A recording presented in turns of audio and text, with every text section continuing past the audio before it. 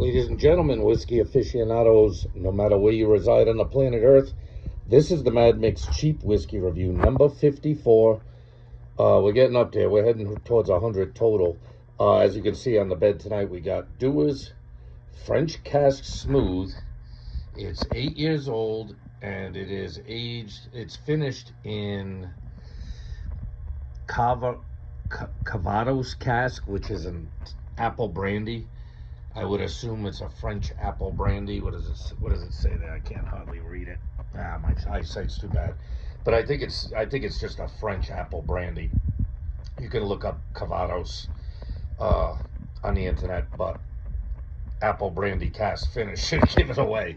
I didn't even realize it said it there. I've had one of these smooth, or whatever they call them, the cask finish. They make a Mizanara, they make a port, they make a Burgundy, I think it is, finish. They've had a few of them. I had one years ago. I don't really remember which one it was.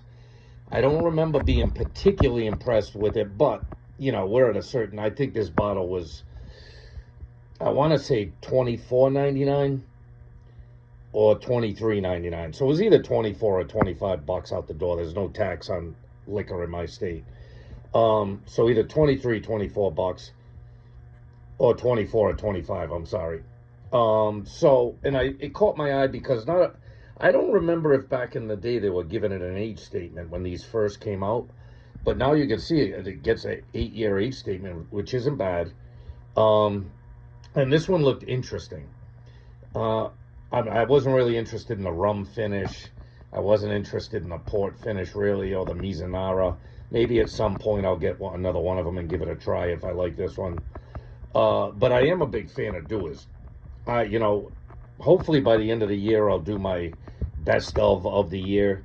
And I will bet you Dewars 15 will wind up on that list, because Dewars 15 is like a 15-year-old blended scotch for 36 bucks or 35 bucks. I mean, where are you going to find a 15-year-old blend for 35, 36 bucks? That's just ridiculous. And of course, Dewars is a little bit different than Johnny Walker. You know, most Johnny Walkers, once you get above the 12, they got a lot of smoke in them, especially the 15. The 15 is a blended malt, and it has a lot of smoke in it. But the 12 even has a hint of smoke, you know, lightly smoked. So, but Dewars is more like a straight down the middle, malt grain blended scotch. And I kind of appreciate that from Dewars. Whenever I'm looking for a straight down the middle, pretty smooth, malty blend, I go to either the Dewars 12 or the Dewars 15. Usually the Dewars 15, because like I said, for 35 bucks, that's not bad at all. You know what I mean? You can't beat that. So, with that being said, I'm pretty sure this has got to be artificially colored. I can't see how an apple brandy, when you make apple brandy, it's clear. You know what I mean? And so this is probably artificially colored. It doesn't mention anything about filtration, but I'm not that worried about filtration even normally. I mean, I would rather they be non-chill filtered, but to me, I don't really notice a difference in that stuff to get that concerned about it. So with that being said, I'm hoping this has a good nose and flavor. We'll find out. I was kind of intrigued me. The apple brandy cask finish intrigued me more than any of the other 3 or 4 that were on the shelf next to it. I was thinking to myself, ooh, apple brandy, that sounds pretty good. So with that being said, let's get the snout up in it. Oh, right off, mostly you get that Dewars nose, that malt right up front. There's a sweetness coming in behind it. I mean, I guess maybe you could mistake that sweetness for a hint of apple. You know what I mean? It's not like it's a apple bomb going off in your nose. You know what I mean? But this isn't fully matured in those casks. It's just finished. How long they finish it, who knows? They'll probably never let you know.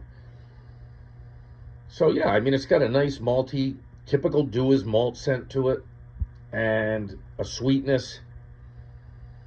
You could mistake it for being citrusy or something like that. You know what I mean? It doesn't stand out like it's an apple candy or it's real apple-y or anything like that, like apple juice or apple cider. It's not that. But it's a pleasant enough nose. It's not beating you up with any kind of, hints of ethanol or anything like that. But, 8 years isn't a bad age statement. So, we're not here to sniff it. We're here to drink it. Let's do it.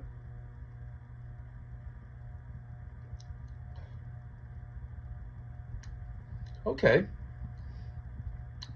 Yeah, all right. I'm getting a little bit more hints of apple on the palate than I was on the nose. But I'm also getting a little bit more hints of grain on the palate than I was on the nose, too. It was more malty on the nose, but more grainy, more of that grain whiskey on the palate. And I was getting almost no apple on the nose, but I'm getting a little more hints of apple, on the palate. It's not bad. It's smooth enough. I mean, it's not the greatest, but it's a $24 bottle. What are you going to do? Yeah, same. The nose is pleasant and semi-unremarkable. I think the finish in the apple brandy cask really cut into that kind of maltiness that Dewars usually has. Like, you get the Dewars 15. Very, very good malty scent to it. Very good malty flavor to it, too. And a very refined whiskey. And for only $12 more than this, you know what I mean? If you think of it that way, $11 more than this. Yeah, the nose is pleasant enough. Like I said, malt with hints of sweetness. Maybe you could mistake that sweetness for apple. Maybe you could if you dig hard enough. But if you didn't know it was an apple brandy finish, you're not going to go, oh, that's appley. No, it's not. It's not that. You know what I mean? So one more sip.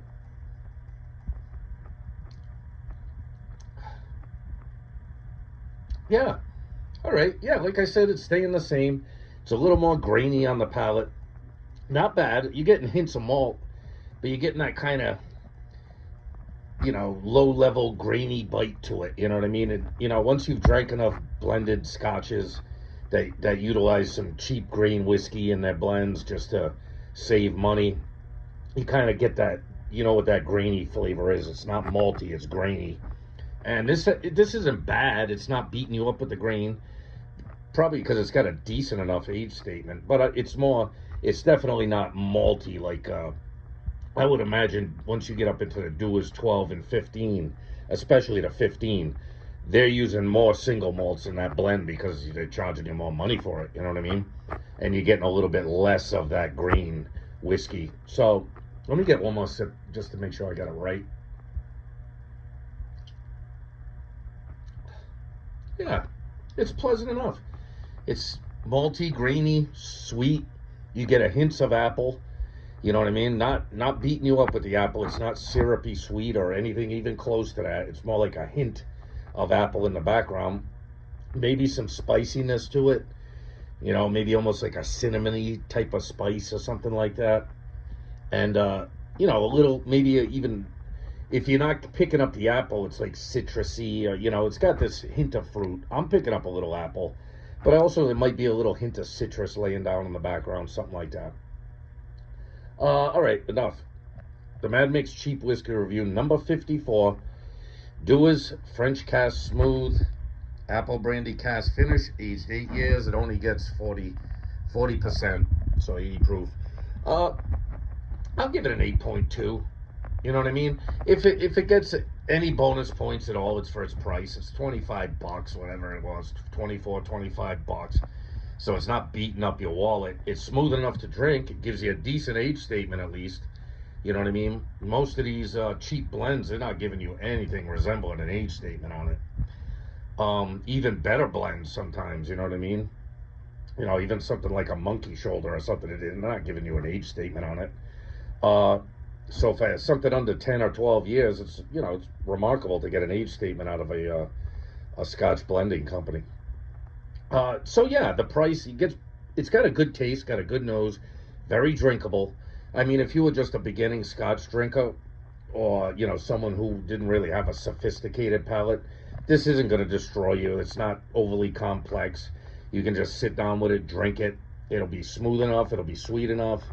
It'll have that little hint of apple or citrus in the background, and you probably enjoy it. So, I mean, it gets my recommendation. It doesn't get a high score because it's not really, this is nothing near a single malt or even a decent single malt. It's just kind of a good blend at a cheap price.